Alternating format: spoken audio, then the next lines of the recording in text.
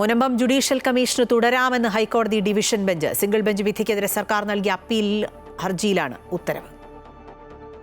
മുനമ്പത്തെ സാധാരണ ജനങ്ങൾ വർഷങ്ങളായി താമസിക്കുന്ന ഭൂമി വഖഫ് ട്രിബ്യൂണലിന്റെ അധികാരപരിധിയിൽ വരുന്നതാണെന്ന മുൻസിഫ് കോടതി ഉത്തരവ് നിലവിലുള്ളതാണ് മുനമ്പത്തെ ജനങ്ങളുടെ ആശങ്ക വർദ്ധിപ്പിച്ചത്. പ്രശ്നം പഠിക്കാൻ സംസ്ഥാന സർക്കാർ ജസ്റ്റിസ് CN രാമേന്ദ്രൻ നായരെ ജുഡീഷ്യൽ കമ്മീഷനായി നിയമിച്ചു.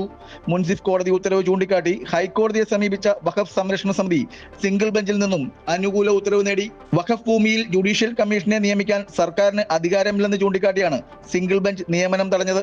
ഇതിനെതിരെ സർക്കാർ നൽകിയ അപ്പീൽ ഹർജിയിലാണ് കമ്മീഷന് പ്രവർത്തനം തുടരാമെന്ന് ഹൈക്കോടതി ഡിവിഷൻ ബെഞ്ച് വ്യക്തമാക്കിയത്. ജുഡീഷ്യൽ കമ്മീഷന് വിഷയം പഠിക്കുവാനും സർക്കാരിന് റിപ്പോർട്ട് നൽകുവാനും മാത്രമാണ് അധികാരമുള്ളതെന്ന് സർക്കാർ കോടതിയെ അറിയിച്ചു. ഇതേ തുടർന്നാണ് സിംഗിൾ ബെഞ്ച് ഉത്തരവ് റദ്ദാക്കിക്കൊണ്ട് കമ്മീഷൻ നിയമനം കോടതി ശരിവെച്ചത്. അമൃത ന്യൂസ്, കൊച്ചി.